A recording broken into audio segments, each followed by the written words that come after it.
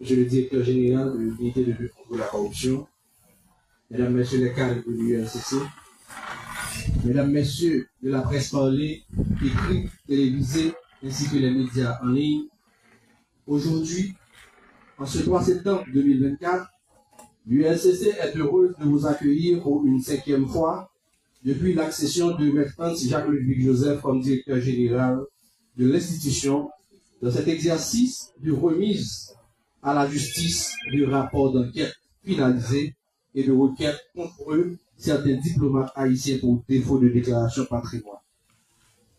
Depuis le 27 juillet 2020, l'histoire de cette institution a pris une autre dimension.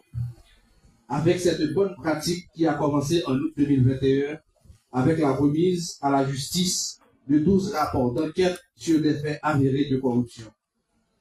Notre dernière fois, c'était en novembre 2023 où l'UNCC avait transmis 11 rapports d'enquête à la justice. Mais bien avant de continuer, nous allons cantonner l'hymne national avec Madame Saraïka François en mémoire de nos ancêtres. Hey. On va pas aussi.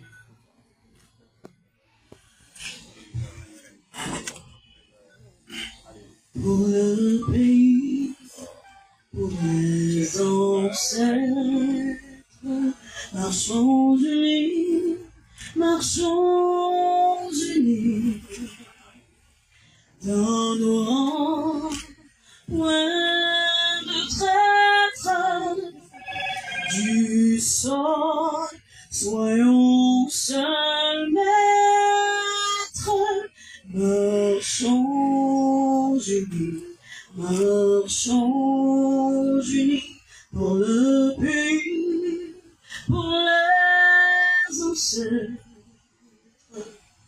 marchons, marchons, marchons unis, pour le pays, pour les ancêtres.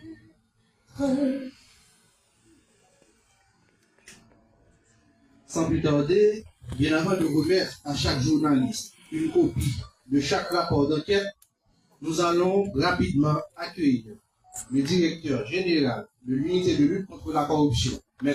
Jacques-Ludwig Joseph, dans son discours de circonstance.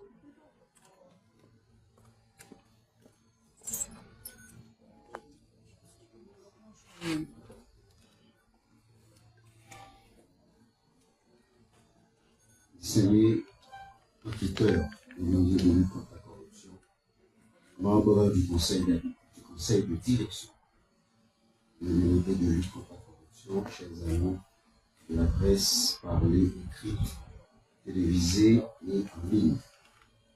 8 septembre 2024, 8 septembre 2024, l'unité de lutte contre la corruption s'apprête à célébrer ses 20 ans d'existence comme gardienne de la bonne gouvernance et de l'éthique publique en Haïti.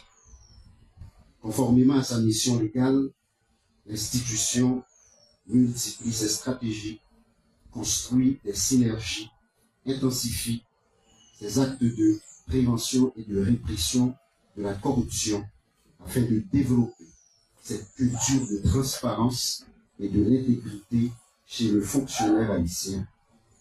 Sans relâche, avec un engagement et une motivation sans faille.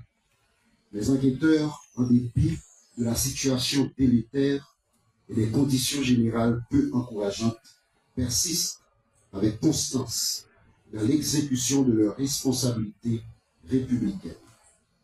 Le projet que nous portons et que nous entendons exécuter envers et contre tous est celui d'assainir, de nettoyer l'administration publique en extrayant l'ivraie du bon grain ou l'indésirable de l'ensemble vertueux. Aujourd'hui encore, l'UNCC assume sa part de responsabilité avec courage et transcendance, en transmettant à la justice 7 rapports d'enquête sur des faits avérés de corruption. Ces résultats issus de plusieurs mois, voire d'années d'investigation, mettent en lumière l'immensité des défis et le degré de porosité et de fébrilité de nos garde-fous institutionnels.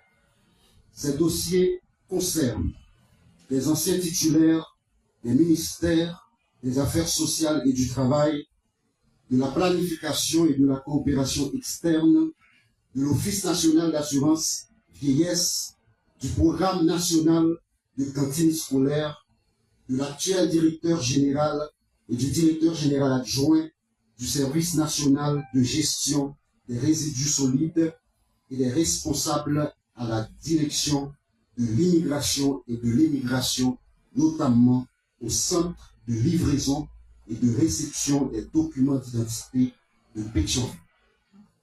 Ces personnalités ont trahi leur pays en portant atteinte à la probité, en commettant des crimes financiers et des infractions de corruption. Ces infractions, bien identifiées et rigoureusement documentées, sont entre autres des actes de détournement de biens publics, d'enrichissement illicite, de blanchiment du produit du crime, de concussion, d'abus de fonction, de délit d'initié et de prise illégale d'intérêt, toutes prévues et punies par la loi du 12 mars 2014 portant prévention et répression de la corruption. Sur l'ensemble de ces cas investigués, l'État haïtien a perdu la rondelette somme de plus de 614 millions de gouttes, un montant qui dépasse paradoxalement doublement le budget accordé à l'ULCC pour lutter contre la corruption. La remise de cet énième lot de rapports met à 94 le nombre de dossiers transmis par l'ULCC à la justice depuis son existence en 2004. De ces 94, mon administration en a transmis 49, soit plus de 50%. Ces rapports soutenus par une documentation scientifique attendent encore, pour la très grande majorité, les verdicts des cours et tribunaux du pays. Je rappelle que les juges doivent décider en toute indépendance, en priorisant l'intérêt général, en s'efforçant de résister aux forces occultes détentrices d'avoirs importants issus des actes de corruption qu'ils sont tenus de réprimer. Dans cet esprit, je veux saluer la récente publication par le Conseil supérieur du pouvoir judiciaire du guide de déontologie du magistrat. La justice, à cette phase, doit aider. J'en profite pour souligner à l'encre forte le travail de certains magistrats qui ne transigent pas dans les dossiers de corruption soumis à leur examen et qui assument avec un courage exemplaire en dépit des manquements et des faibles moyens qui leur font défaut.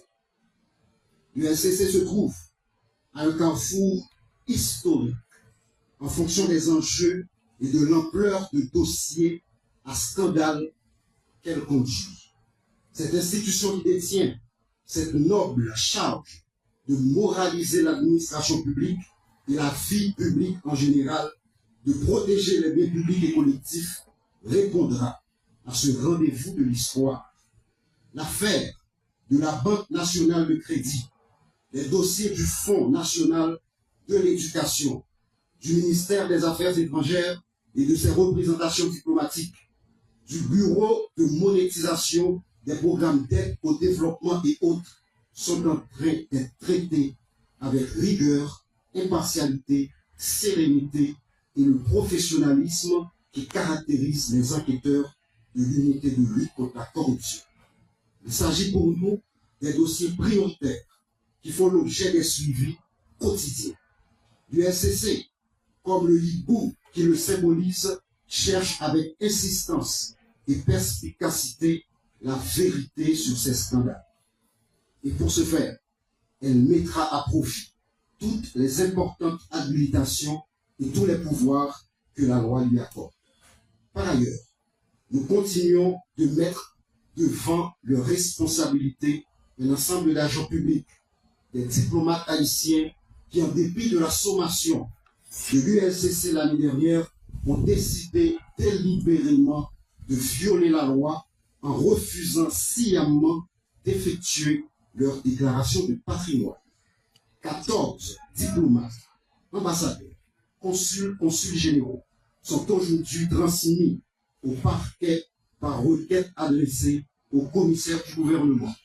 Nous demandons qu'ils soient dépourvus pour la durée maximale prévue par la loi de l'exercice de leurs droits civils et politiques. L'UNCC demande également aux autorités politiques et administratives de les garder très loin de notre diplomatie déjà chancelante. Enfin, chaque journaliste ici présent sortira de ces lieux avec un résumé exécutif de chaque rapport d'enquête comme le l'autorise l'article 9 du décret du 8 septembre 2004 créant l'UNCC. Nous décidons